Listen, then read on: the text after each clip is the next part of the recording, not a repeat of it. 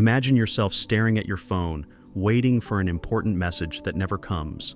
Your thoughts are spinning in circles between anxiety and hope. Your heart is beating faster and questions are arising in your head. Why has he changed? Where was my mistake? Do I really not matter to him anymore?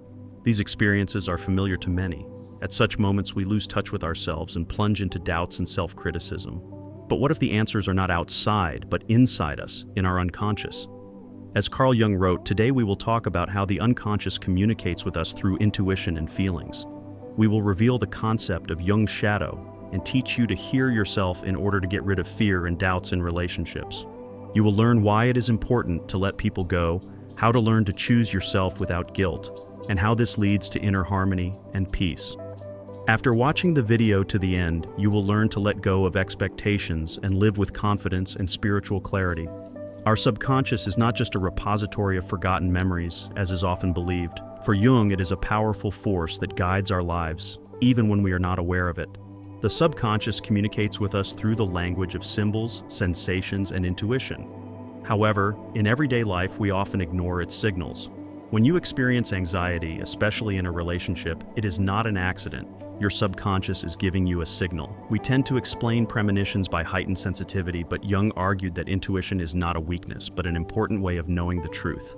Fear, anxiety, and discomfort in communication are not just emotions, but keys to important internal issues.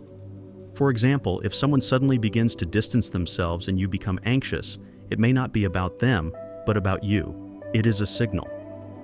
Perhaps it is time to reconsider whether you really want this relationship. The subconscious knows the answers before you have time to formulate them. But to hear them, you need to learn to read its language. Jung called this ability inner wisdom. It is hidden in dreams, intuitive reactions, and small bodily sensations that we often ignore. When we start justifying another person's indifference, trying to convince ourselves that everything is fine, it's worth stopping and thinking, why is their attention so important to us? Why are we looking for confirmation of our value from the outside? The answer to this question leads to the shadow archetype, that part of our personality that we don't want to acknowledge, but which influences our actions. To change your life, you need to understand your shadow and learn to work with it. But how can you do this in everyday life? How can you hear your subconscious and use its signals to build mature and healthy relationships? Let's look at this using a situation familiar to many. Imagine that you meet a person on social media. Everything seems perfect. Warm messages, interest in your life, attention and care. You feel light, as if you have found a kindred spirit. Each dialogue brings joy and anticipation, but suddenly his interest begins to fade. The answers become shorter, silence appears. Your subconscious immediately reacts and you begin to feel anxious. Instead of listening to these feelings, you start looking for excuses. Maybe he is busy. Maybe there is something wrong with me. But this is where the moment of truth comes, because your subconscious tells you, you care because you are again looking for confirmation of your value from the outside. When the communication has become pleasant and meaningful, but then everything changes and the messages become shorter and colder. You have to take the initiative and write first. Explanations arise in your head. Maybe he is going through a difficult period, or maybe I did something wrong. While the mind is looking for logical reasons, an alarm signal is already sounding deep inside. Carl Jung said, if your emotions don't match your logic, listen to your feelings. If you feel anxious, insecure, afraid, or have a strong desire to prove your worth after a conversation, it's not a coincidence. Your subconscious notices things that your mind can't. Intonations, subtle changes in behavior, discrepancies between words and actions. These signals appear instantly, but we often refuse to trust them because we're afraid to hear the truth. Instead of trusting our intuition, we hope that everything will work out. We just need to wait, become better, become needed. We strive to return the attention that used to come easily, but it's worth considering. Why does another person's withdrawal cause us such pain? What is so alarming about this? The answer lies deeper than it seems. It is not only about the current situation, but often about old emotional traumas. We do not just feel coldness, but again experience echoes of past grievances, childhood fears, unconscious beliefs about our uselessness. Jung explained this through the archetype of the shadow, that part of the personality that we suppress, not wanting to acknowledge. It is this that comes to the surface when we are faced with ignoring or indifference. The shadow is not just weaknesses, It is everything that we once repressed: fears, complexes, painful memories. We can consider ourselves strong, confident people. But if one silence or coldness of another person throws us off balance, it means that the fear of rejection still lives inside us. The more painful someone else's indifference, the louder our shadow speaks. It points to internal conflicts that have never been resolved. Jung believed that the shadow is not an enemy but a mentor. Every time we experience pain, it is a signal that there is something in us that is waiting to be accepted. For example, if a partner's indifference causes a feeling of uselessness, it means that this pain was already in us, and the person has only become its reflection. We often cling not to the person themselves, but to what they represent: recognition, security, significance. When we are faced with being ignored, we are not fighting for the person, but for the illusion that he represents. We think that his attention confirms our value, and his absence threatens it. In reality, we are not striving for him, but for the idea that we can be loved if we are good enough. The shadow also manifests itself in how we react to other people's words. For example, if a friend says, "He doesn't write to me, he must have found someone else," we either begin to calm her down or get irritated. And then it is worth asking ourselves, why did these words evoke such a response in me? Perhaps it is because deep down we are afraid of becoming unnecessary, and everything we hear only reflects our pains that have not yet been accepted. Becoming aware of your shadow brings inner freedom. When we understand how it influences our actions, we are no longer its hostages. We no longer hold on to those who leave because we realize that their departure is not a reflection of our value, but the result of their personal choice. This allows us to not just react, but to consciously choose how to act in response. How do you know if a person really values you and you are holding on to the illusion of closeness? How can you tell a real connection from a desire to fill an inner void? To figure this out, let's look at what signs you should pay attention to in order to see your partner's real attitude. A true relationship is not hidden behind beautiful words and bright gestures at the beginning of your acquaintance. It is manifested through a sequence of actions: respect for your feelings and behavior when there is no direct benefit from communicating with you. If a person's presence fades without a reason, if you constantly have to guess whether you are important to him or her, this is already an answer. People who really care about you do not make you live in guesswork. Jung claimed that the subconscious always knows the truth, even if the mind continues to create illusions. If a person next to you causes anxiety, uncertainty, or emotional swings, this is a signal that there is a conflict inside you, and you are trying to find support in another person instead of relying on your inner strength. Healthy relationships don't make you doubt your own worth. They support your growth, enhance your best qualities, and provide a sense of emotional security. One of the most accurate indicators is how a person behaves when you're down. If they disappear during difficult times but show up when things are going well, consider the role they play in your life. People who care about you don't ignore your feelings. They don't make you invisible. Their presence brings stability, not chaos. But often we do not trust ourselves. We continue to look for excuses even when the truth lies on the surface. To acknowledge it means to accept change. It is honesty with ourselves that frees us from unnecessary suffering. So how can we learn to listen to our subconscious and distinguish a real connection from illusions? Try one simple but very effective exercise. Close your eyes, place your hand on your heart, and take a few deep breaths. Feel how your body reacts to the person you are thinking about. Is there internal tension? Does your breathing slow down? Does anxiety, sadness, or on the contrary, relief appear? Your body always tells the truth. It transmits those signals that you may be afraid to hear. When a cold message comes in or you are waiting for a response, do not rush to answer. Ask yourself, what am I feeling now? Is it joy or pain, confidence or anxiety? When anxiety and a desire to prove something appear inside, this is not about the person. This is a signal that you are driven by the desire to fill an inner emptiness. It is with honesty to yourself that the path to freedom from emotional dependence begins. Try keeping a journal. Write down how you feel when he writes, is silent or is around. Over time, you will notice recurring emotions and realize that it is not so much about him, but about your perception of yourself. Carl Jung wrote, "The subconscious gives us signs, but only those who are ready for inner change can hear them." When you recognize your feelings, ask yourself why you react the way you do. Perhaps his detachment reminds you of old hurts, fears, or memories. He is a trigger, not a cause. All of this was inside you long before he appeared. But why does someone else's silence cause such a storm of feelings? Why are we so afraid of being alone, dependent on someone else's attention? The answer is hidden in the deep layers of the psyche, in what Jung called the shadow. It's time to figure out what it is and how it affects our relationships. The shadow is those parts of us that we repress: fears, pain, vulnerability, insecurity.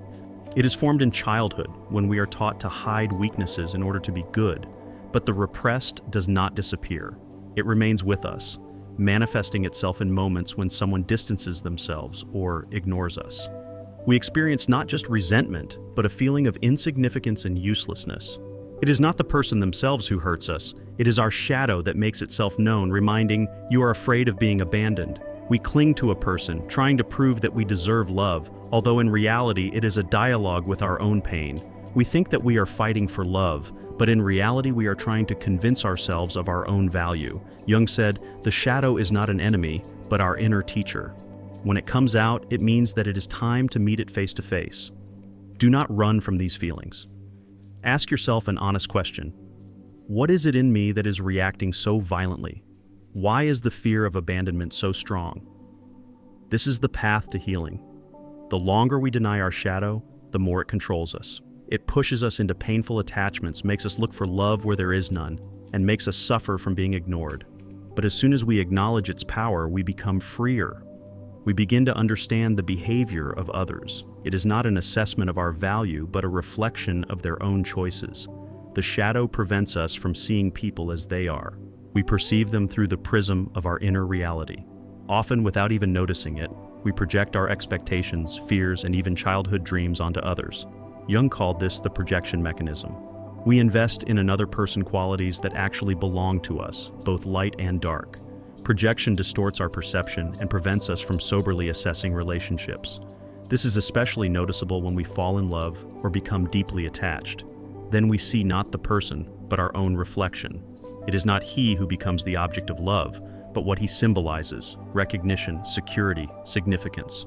Let's take a deeper look at how projection affects relationships and prevents us from building true intimacy. If we have a fear of rejection, we will notice coldness even where there is none. If we fear being replaced, we will feel like our partner has moved away or found someone better. Projections are especially powerful in relationships because they touch on deep emotions. For example, if you admire someone's confidence, you may have that quality yourself, but you don't yet recognize it in yourself. And if you are irritated by someone's indifference, it may indicate your own insecurity. We instinctively seek confirmation of our deepest beliefs in others, even if it is painful. That's why it's so important to notice projections and separate them from reality. When we tell ourselves, "He's cold because I'm not good enough," we accept as truth what is actually a reflection of our inner fears. But the truth may be completely different. He may be emotionally closed, not ready for a relationship, or simply unable to give the love we're looking for. Becoming aware of the projection is liberating. Instead of seeking attention and love, we begin to ask, why does his behavior hurt me so much? Is it about him or about my wounds and beliefs? Sometimes this realization brings unexpected relief. We realize that we were not reaching out to the person, but to an illusion we ourselves created. Jung said, once we become aware of the projection, it loses its power over us. We stop seeing the partner as a savior or a culprit of our pain, and begin to perceive him or her as real, without exaggeration. This helps you not to depend on someone else's behavior, and not to suffer in relationships that do not bring joy.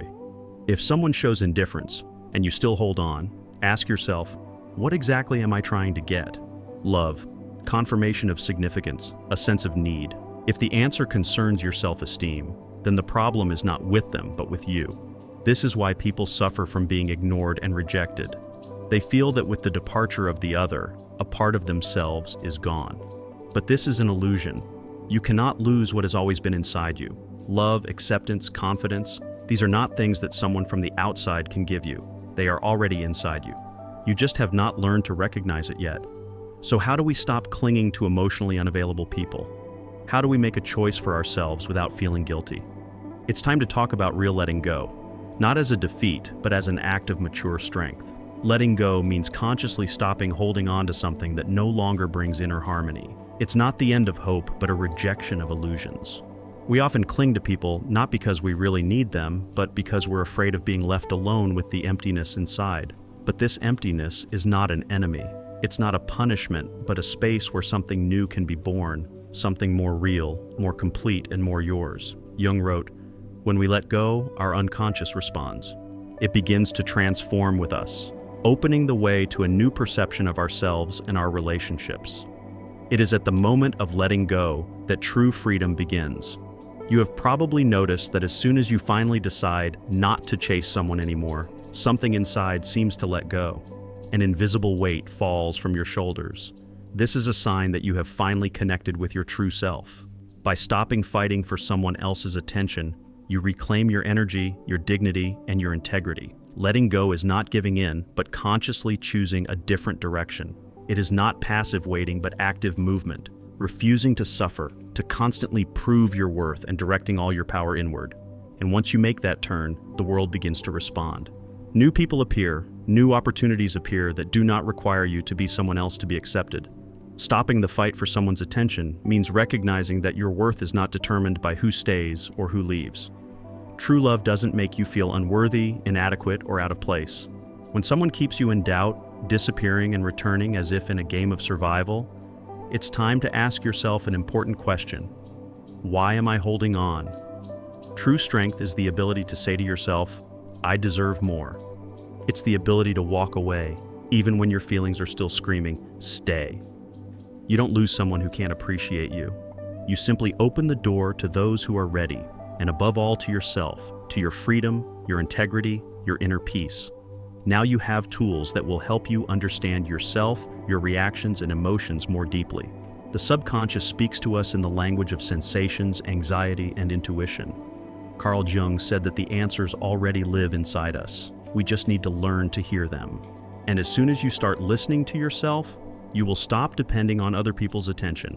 You will start choosing yourself every time. Relationships should not be constant anxiety, waiting, chasing a response.